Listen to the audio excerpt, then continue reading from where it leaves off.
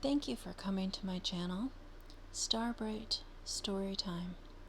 Today's book is Barrymore by Don Freeman.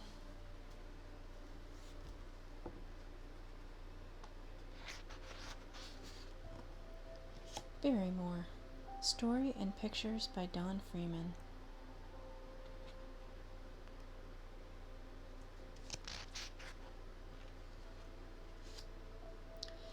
One November night, under the big top, an excited crowd cheered the performers louder than usual. It was the last show of the season. Soon everyone connected with the circus would be going south to bask in the sun. Everyone except Barrymore, the performing bear.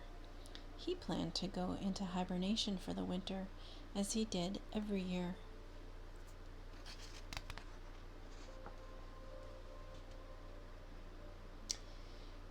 Barrymore felt sad when he made his final bow.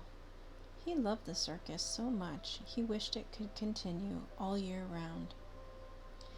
Later that night, the ringmaster took Barrymore aside for a serious chat. "I'm sorry to tell you this, Barry," he said, "but if you want to stay with our circus next season, you will have to work up a new act. Just riding around the ring on that unicycle is getting to be old hat." Barrymore understood, but he was worried. How could he possibly create a new act and hibernate at the same time?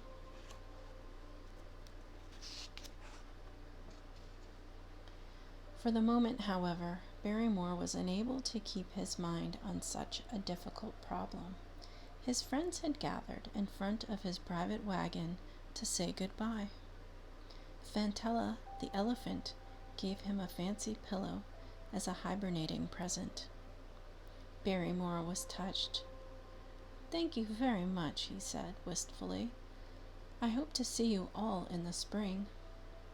Then he hung his unicycle on the telephone pole, took his nightshirt off the laundry line, and went into his wagon. A few minutes later, he tacked a sign on the door outside. While the clowns removed their makeup, the roustabouts quickly folded the canvas tent and loaded it onto a freight car. A special train was waiting to transport the entire circus to its winter quarters in Florida.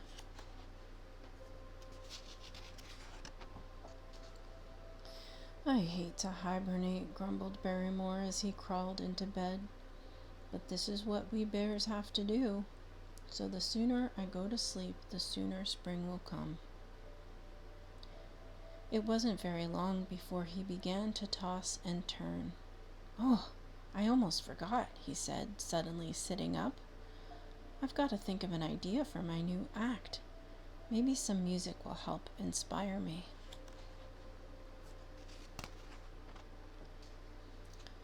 He hopped out of bed, wound up his old-fashioned phonograph, and put on a record of lively circus music.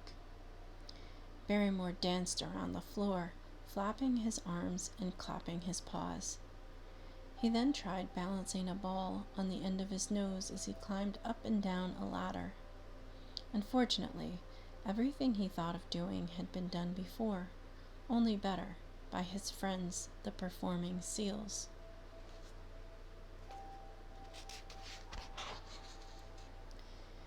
When the phonograph finally wound down, Barrymore fell into bed, exhausted and discouraged. Still, he wasn't able to sleep a wink because of a tickle in his throat. "A bear can't sleep if he's thirsty," he growled. He got up and trotted outdoors to the water pump to get a drink. There wasn't a trace of the circus anywhere, only a lonely, vacant lot. Barrymore went back inside and again crawled under the covers. All at once he remembered something else. "How will I know when it's time for me to get up?" he said, scratching his fuzzy head. "Oh, I know. I'll wind up my clock." He set the alarm for April.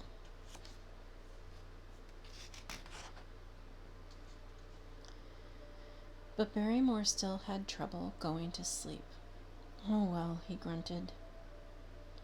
"I have all winter long to think of something for my new act." But before he finished his sentence, his eyes closed. He had finally fallen asleep.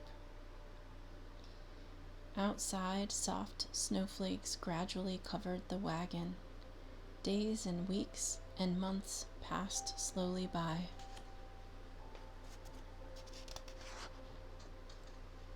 While he slept, Barrymore dreamed that his circus friends were having fun sunning themselves around a ring-shaped pool. Fantella was there floating on a huge rubber pillow and happily fanning herself. "I wonder what our friend Barry is doing," she was saying to Speedy Zebra. "Oh, he's probably working on his new act," replied Speedy, splashing about. Just then, a large gold telephone began to ring. It rang louder and louder. "Why doesn't Fantella answer the phone?" wondered Barrymore in his sleep. Of course, there was a good reason. It wasn't a telephone ringing. It was his own alarm clock telling him to wake up. Today was the 1st of April. Barrymore awoke with a start. "I must have dozed off for a minute," he said, turning off the alarm. "Oh no, it can't be April already. The circus will be back soon, and I haven't yet thought of an idea for my new act." He rushed to the door and looked out. A morning spring rain was drizzling. "Just look at that. I forgot to bring in my unicycle," he exclaimed. "It will get all rusty if I leave it out there any longer." The ground was slippery and muddy. Barrymore wasn't about to get soaking wet, so he opened his umbrella and climbed the ladder up to the roof of his wagon.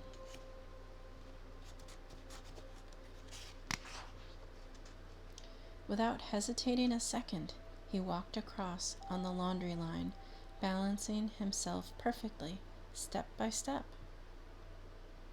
When he reached the telephone pole, he carefully leaned down and picked up his unicycle. "I certainly can't ride through all that mud," he muttered to himself. He decided to pedal all the way back on the laundry line. Barrymore had started to do this with the greatest of ease, when suddenly, midway across, he glanced down and saw his reflection in the water. "I've got it," he roared. "I see the idea for my new act." In his excitement, Barrymore lost his balance and over he fell, kersplash, right smack into the middle of the puddle. Barrymore didn't mind where he had landed. His problem was solved, and as he sat grinning, he heard the sound of a train whistle far in the distance. His friends were returning from their Florida vacation. Soon the rain let up, and the sun came out in all its glory. This meant the circus could open that night as planned. While the roustabouts were busily putting up the tent, Fantella gave Barrymore a much-needed shower bath.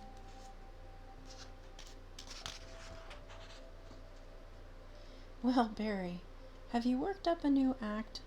asked the ringmaster during supper. "We're counting on you. Don't forget." Barrymore beamed as only a bear hiding a secret can beam. "Wait and see," he said. "Just give me a high wire and a net." Promptly at 8 that evening, the first show of the season got underway. When Barrymore heard the noisy crowd and the sound of band music, his ears perked up, and when he smelled the popcorn and cotton candy, he could hardly wait to perform. As he began to climb the rope ladder higher and higher, the ringmaster announced, Ladies and gentlemen, we now proudly present the one and only amazing Barrymore in a new act never before seen by anyone in the world.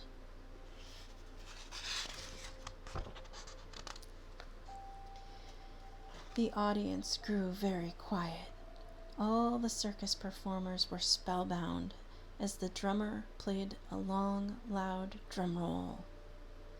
The ringmaster's mouth dropped open when he saw the daring young bear riding his unicycle on the high wire all the way from pole to pole without once needing the net.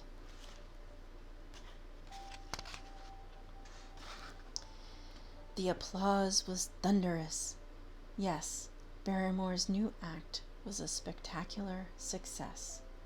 Overnight, he had become a great star, and never again did he have any trouble hibernating. Beautiful.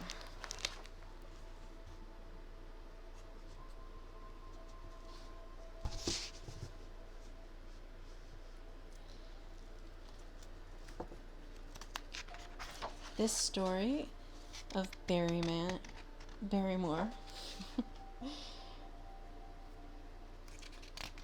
written and illustrated by Don Freeman, was first published in 1976 by the Viking Press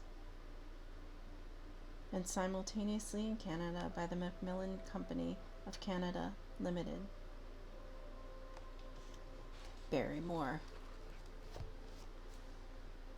Thank you for coming to my channel.